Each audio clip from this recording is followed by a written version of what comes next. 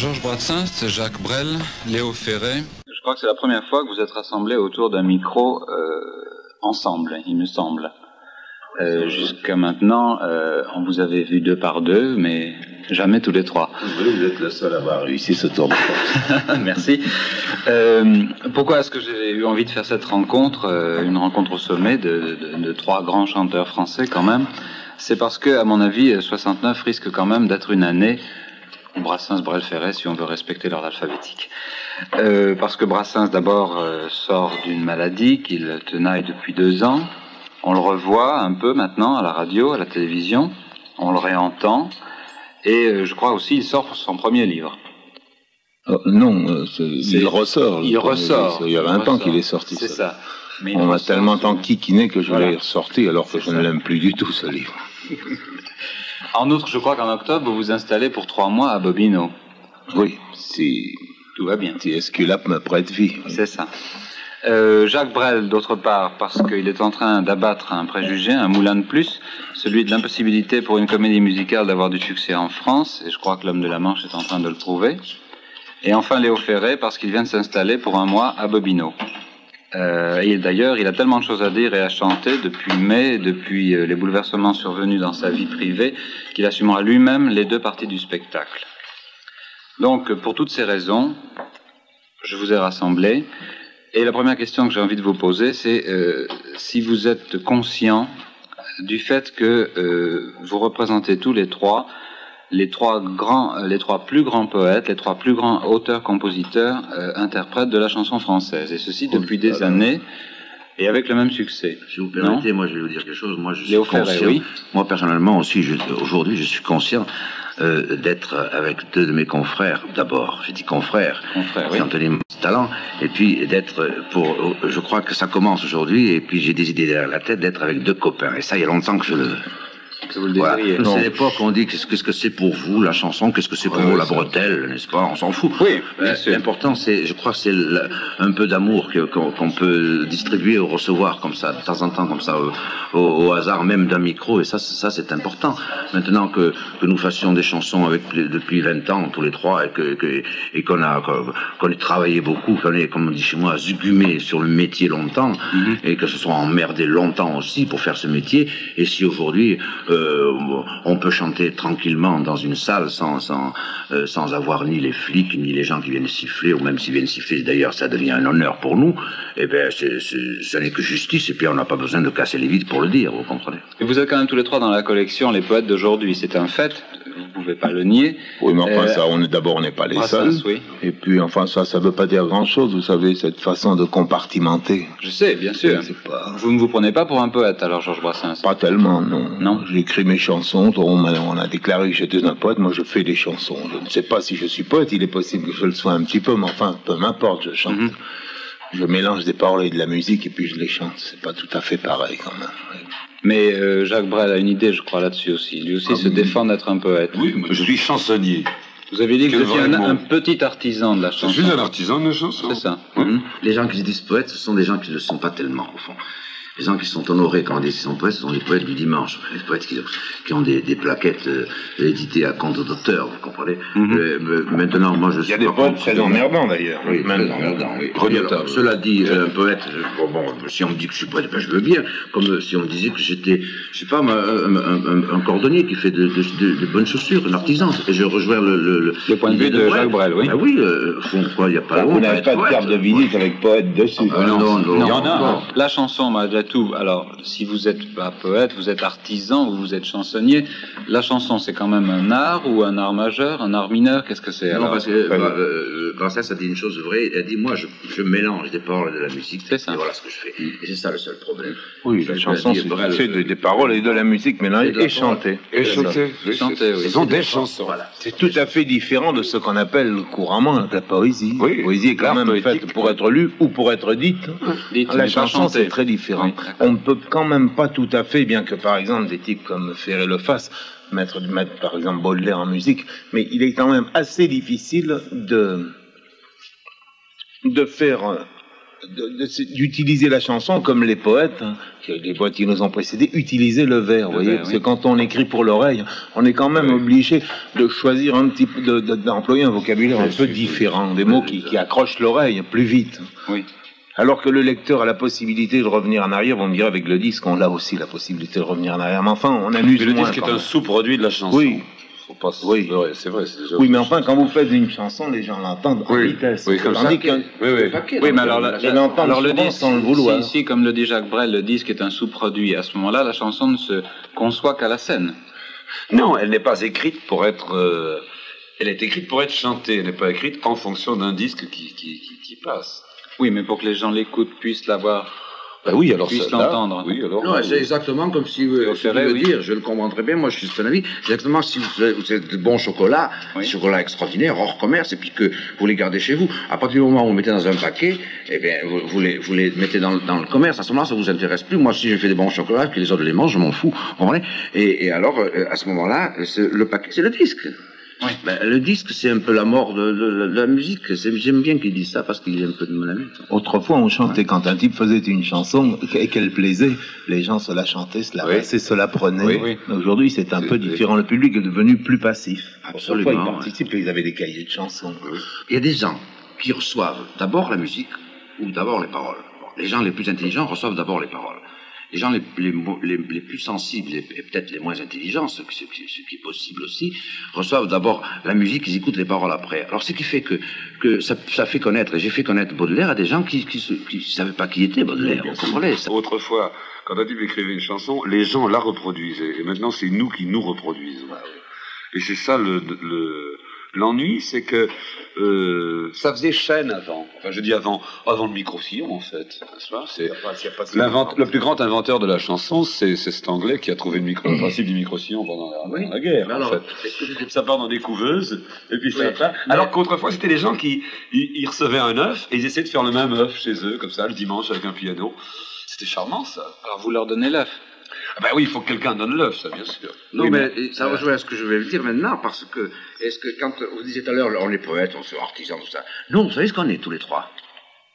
Des pauvres connards devant Oui. Non. des micros. Oui. Non, on est des chanteurs. Ça, c'est Brassens. On est des chanteurs. Parce que si on n'avait pas de voix, on ne pourrait pas se publier. Parce que si tu n'avais pas de voix, tu n'écrirais pas. Et moi non plus. Pas de voix, c'est bien gentil de me dire ça, mais enfin, Eh oui. pas terrible. Hein. Tu as de la voix, tu chantes. Lui aussi, s'il n'avait pas de voix, qu'est-ce qu'il irait chanter les chansons de Brel? Tout ce qu'il fait, il n'écrirait pas. Il n'écrirait pas tout ce qu'il a écrit, parce qu'il a écrit... Oui, il aurait sûrement écrit d'autres choses. Parce qu'il les a publiés avec sa voix. Et moi aussi, c'est pareil. Moi, on est plus ou moins chanté par des gens, mais en fait, c'est pas assez. Ça veut dire qu'on est peut-être chanteur, justement, parce qu'on a de la voix. Il y avait beaucoup de chansons quand même. Les types qui venaient sur les places à 7, moi j'en voyais des types qui s'amenaient avec une grosse caisse, là, puis une guitare ou un banjo, et puis ou un accordéon, et qui vendaient des petits formats, qui apprenaient les petits formats. Les chansons. Il ne faut pas oublier qu'il y a aussi l'inénarrable. Des chanteurs de rue à cette époque-là. Oui, mais il y en avait beaucoup. Tous les coins de rue, il y avait des chanteurs. Et pas seulement le simple mendiant qui vient, il y avait des professionnels qui étaient payés par des maisons d'édition pour vendre, les une cinquantaine de chansons. Oui. On vendait des formats comme on vend maintenant les petits 45 tours. Mais ils vendaient, tu sais, des gros trucs. Avec 12 titres. 12 titres. Enfin, les chansons en vogue. Moi, Quand j'étais petit, en 1922, ma maman me faisait chanter le Pélican. J'ai oublié ce que c'était, mais le Pélican, tout le monde connaissait le Pélican. Et à ce moment-là, il n'y avait pas de radio. Il n'y avait surtout pas ce genre de radio. Vous savez, les radios avec usine, vous savez, avec des boutons, c'était formidable, les radios à ce moment-là. Mais il n'y avait pas la radio telle qu'elle se fait maintenant, qui est une chose... Il y avait beaucoup de cafés-concerts aussi. Georges Brassens, oui. Il y avait les cafés-concerts qui reviennent à la mode. Oui, mais enfin... Et il y avait dans les maisons, il y avait des gens qui jouaient à l'instrument. C'est ça. Est-ce que vous avez fait dans votre vie autre chose que de chanter, d'écrire ou de composer? Et est-ce que ça, à un moment donné ou à un autre, ça vous sert dans votre métier actuel? Moi, je pense que tout sert. Tout sert, singulièrement les choses malheureuses. Oui. Le petit bonheur aussi, c'est enfin quand ils sont moins nombreux. Oui, puis le petit bonheur, c'est plus banal que les choses malheureuses, c'est ça. Non, je ne parle pas des impressions, je parle vraiment d'une autre passion. Des choses qu'on fait. D'une autre passion, d'une autre activité, presque dans notre métier. Ah oui, mais alors je crois que parallèlement, on ne peut pas faire autre chose. Mais dans ce qu'on a fait avant, parce qu'on a fait avant, on a tous fait des études, on a tous étudié à l'école, on a fait des trucs. Et puis on a vécu. Et vous tournez la page et vous faites de la chanson. Non, on a toujours fait des chansons. Quand Brel est arrivé à Paris avec sa guitare, pour gagner sa vie, je ne sais pas ce qu'il faisait, mais c'était pas marrant, je suppose. Et puis, il n'a pas envie qu'on en reparle, je suppose. Ça m'était grave, je faisais rien du tout. C'est pire que ça. C'est mieux, c'est beaucoup mieux comme ça. Tu n'étais pas le seul d'ailleurs. Non, on était. Il y avait l'association des... Moi, je n'ai jamais rien fait que ça. Moi, j'ai fait des choses. Vous avez plus ou moins fait du cinéma, je crois, tous les trois. 2 l'ont abandonné, un autre le fait récemment et y trouve beaucoup de joie. Le fait de jouer la comédie ou le fait de se comporter en acteur peut servir à un moment donné pour vous comporter sur scène, ou est-ce qu'il y a des liens entre le comédien et l'acteur, et le chanteur, pardon? Moi je ne sais pas, Brel doit le savoir, moi je ne sais pas parce que j'ai jamais joué à la comédie, c'est une chose qui m'inquiète, qui m'intrigue, mais j'aimerais bien, et je crois que je ne saurais pas le faire. Oui. Mais c'est comme on aimerait faire une chose qu'on ne sait pas faire. Oui. Vous comprenez? Moi je ne sais pas non plus. Non plus. Ouais, et alors c'est une chose qui doit être intéressante, sûrement, mais lui il doit le savoir. C'est sûr que c'est passionnant. J'ai fait 2 films, pas pour faire du cinéma, parce que 2 fois il y avait une petite idée de liberté. Je suis très attaché à une petite idée de liberté. Oui. Et c'était le risque du métier qui était une forme de liberté, enfin une forme d'accusation. J'avais lu un certain nombre de dossiers avant. Bon. Et l'autre fois c'était la bande à Bono. C'est l'idée qui me séduit. Et à ce moment-là, je crois que si on peut donner un coup de main à une idée, comme ça, je le fais comme ça. Mais c'est pas pour faire du cinématographe des Frères Lumière. Enfin, oui, bien sûr. Parce qu'il y a quelque chose... Remarque ça devait être passionnant, le cinématographe. Les Frères Lumière, celui-là devait être extraordinaire. Sans doute, oui.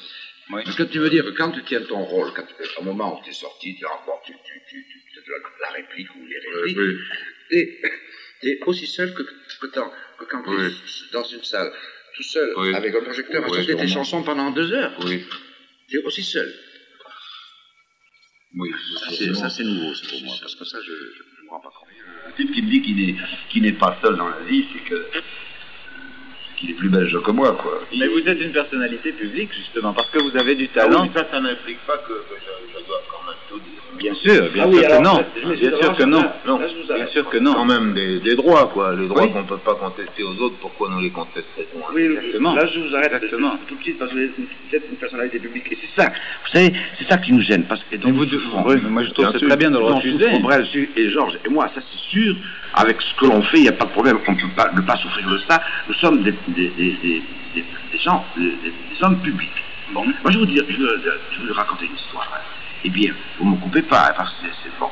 Eh bien, quand chaque fois que je rencontre dans la rue une femme qui vend son corps aux gens, c'est-à-dire une putain, hein, et si elle me reconnaît, elle ne me fait jamais l'article. Et j'ai longtemps cherché pourquoi, et j'ai trouvé. Vous savez pas pourquoi? Parce que je fais le même métier que les autres. Parce que je vends quelque chose de mon corps.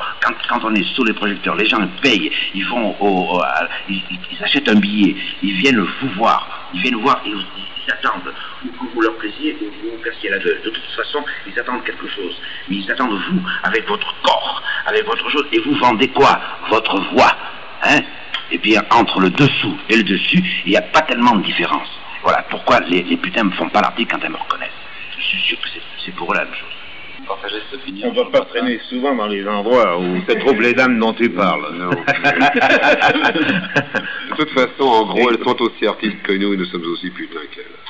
Bravo. Voilà, faut bien le dire. Bravo. Ça c'est merveilleux. Bon, est-ce qu'on peut dire que dans ce métier, vous avez toujours fait ce que vous vouliez faire? Sûrement pas. En quel sens? Moi, si je voulais faire le métier comme je le fais, je viderais les salles. Alors, je fais aussi des concessions. Ah oui, tu entends par là que tu ne dis pas exactement tout ce que tu veux. Tu ne dis pas comme tu veux, oui, bien sûr. Ça veut dire que j'arrête à un certain moment, quoi, parce que on les fait comme ça, et encore, je me gêne pas, moi, vous savez, mais... Oui, mais enfin, tu as quand même la possibilité de chanter quand tu veux, de chanter à peu près ce que tu veux, en criant un petit peu. Mais pourquoi? Parce que maintenant, nous sommes des hommes publics. Et quand j'ai débuté, je me faisais foutre à la porte des maisons d'édition. Je leur crachais la figure, bien entendu. Mais en fait, même, j'étais foutu à la porte. Ça, c'est parce qu'à il faisait n'était pas valant. Moi, je n'ai pas ce sentiment-là. J'ai le sentiment de faire relativement ce que j'ai envie. Oui. Maintenant? Non, toujours. J'ai toujours. Oui. J'ai le sentiment de faire ça comme je voulais. Quand vous avez voulu partir, vous êtes parti. Oui, ça. Ah oui, mais ça c'est très facile. Ça va porter tout le monde. Enfin.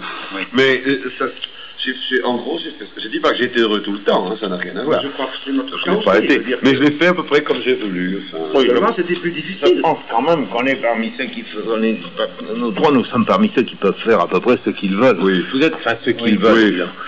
On va pas quand même aller en scène menacer le public, quoi, ou lui tirer dessus à la mitraillette, bien sûr. Ce qu'on veut en restant dans certaines limites, avec un peu de civilité quand même. Quoi. Est-ce que vous n'avez pas l'impression que vous avez plusieurs vies et que parmi ces vies, il y en a une qui est purement alimentaire? J'ai chanté dans des endroits dans lesquels j'avais vraiment pas envie de chanter, Oui. mais il fallait bouffer. C'est ça. Mais j'y ai chanté ce que j'avais envie. Ça ne marchait d'ailleurs pas. C'était vraiment impossible à marcher. Mais Mais il chantait quand même ce qu'il voulait. je chantais ce que je voulais, mais j'ai chanté dans des endroits où j'avais vraiment pas envie. Mais Oui, mais ça sert à rien de mourir. Ça sert à rien de mourir. Ah non, non, n'est-ce non. pas? Est-ce que vous faites à l'idée qu'un jour vous ne pourriez plus faire ce métier? Quand on va dire, Oui, bien sûr. Un jour, on pourra plus se traîner, enfin, ce qui me concerne. bon, c'est pareil. Pas tarder, on ne pourra plus. Moi, il y a longtemps que je dis que. Mais vous le Nous ferez n'aurons pas jusque-là. toute la longévité de Maurice Vous le ferez Chevalier. jusque-là. Non, bien sûr. On ne peut pas se dire ce qu'on fera, vous savez. Mais ça, si par une incapacité Et vous parlez de la matérielle... notion. Là. Est-ce qu'on a notion?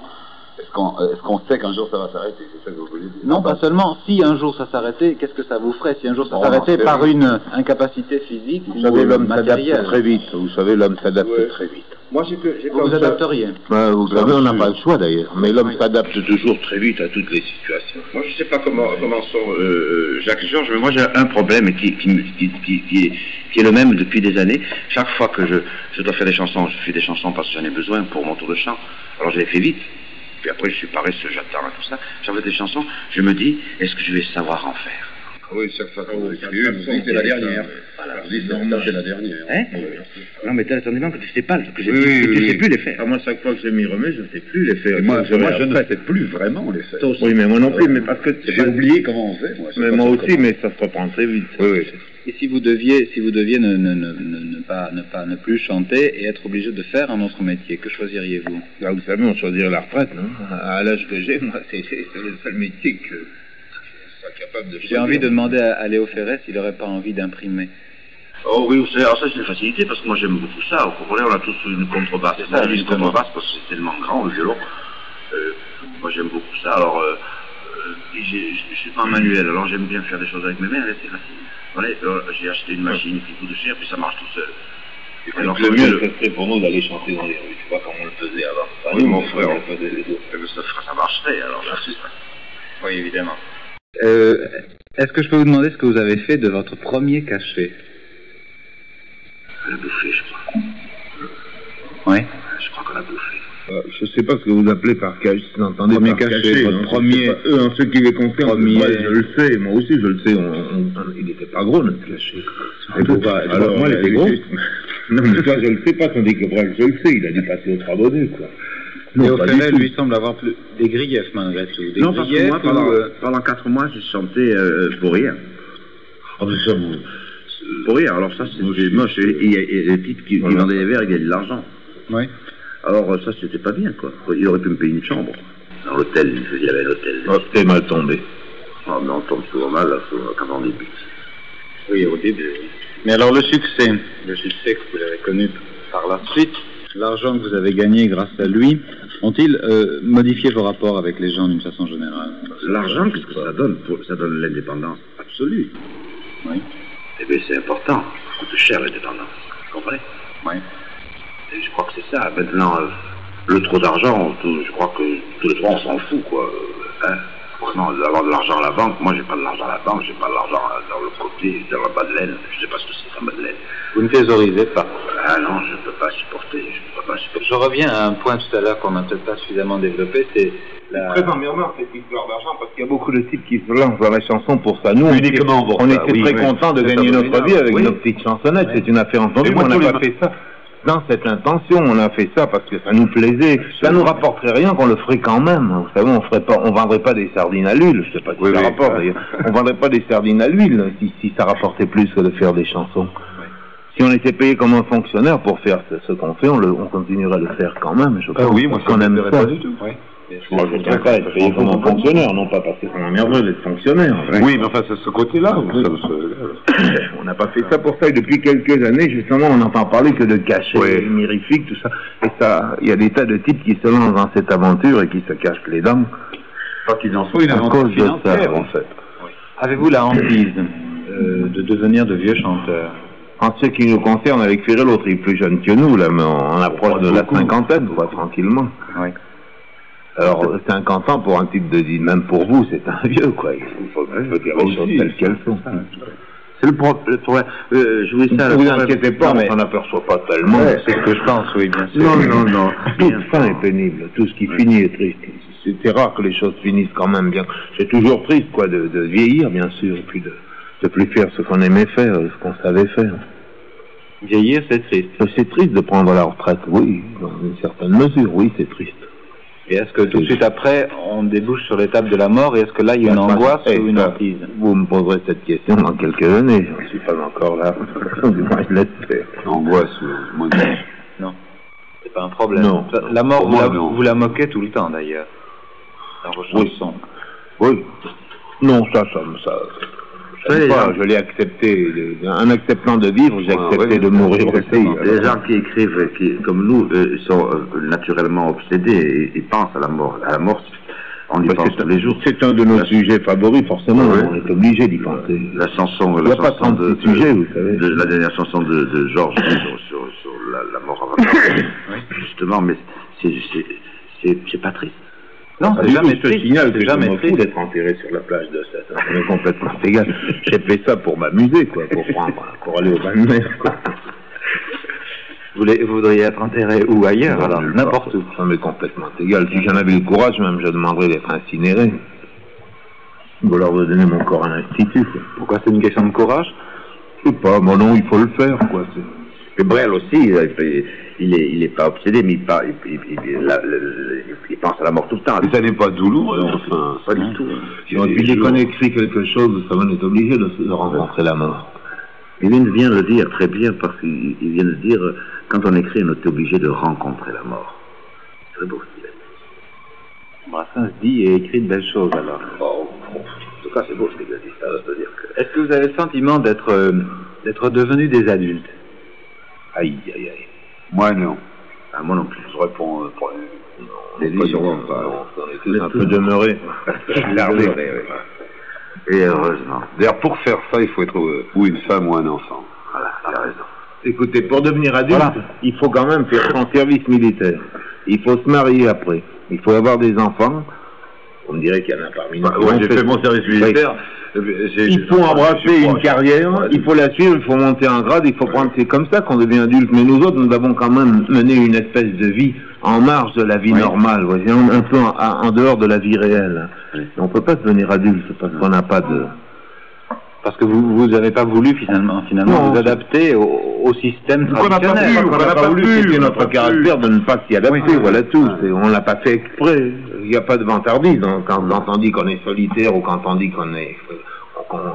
Il n'y a aucune vantardise, on est comme ça. Puis ça rejoint le poète, l'enfant poète, quand Brel chante sans rire et que c'est comme ça et qu'il y croit, quand il dit cette chose merveilleuse, j'allumerai ma guitare, on se croira espagnol, il n'y a qu'un gosse qui peut dire ça. Bon, je crois que vous avez tous, à un moment donné ou à un autre de votre existence, ou même encore maintenant, flirté avec le mouvement anarchiste, enfin les mouvements libertaires. Ou même vous l'êtes encore, comme Léo Ferré, je crois. Pour Brassens, ça a été, je crois, une époque, je crois. Pour Brel, ça a été un surnom. Pour Ferré, c'est presque une cause militante, enfin un prétexte à des récitals presque insurrectionnels. Non, mais je ne suis pas militant, je ne peux pas être militant parce que... Non, je trouve que je ne peux pas militer pour quelque idée que ce soit, car je ne serai pas libre. Et je pense que tous les deux, ils sont comme moi, parce que l'anarchie, c'est la négation de toute autorité d'où qu'elle vienne, et je crois que ce sont les exemples vivants de gens qui ont refusé toute autorité d'où qu'elle vienne. Alors il n'y a pas de problème, moi je ne suis pas anarchiste. Moi j'ai milité, qui est anarchiste, c'est lui. Ça se sent dans tout ce qu'il fait. Seulement, évidemment, c'est un problème qui est difficile, parce que d'abord l'anarchie, ça a fait rigoler tout le monde. D'abord, ça a fait peur aux gens à la fin du XIXe siècle, quand il y avait des bombes. Hein. Après, ça a fait rigoler les gens. Parce que l'anarchie, c'est-à-dire que le mot anarchiste, ça a pris un goût mauvais dans la bouche des gens.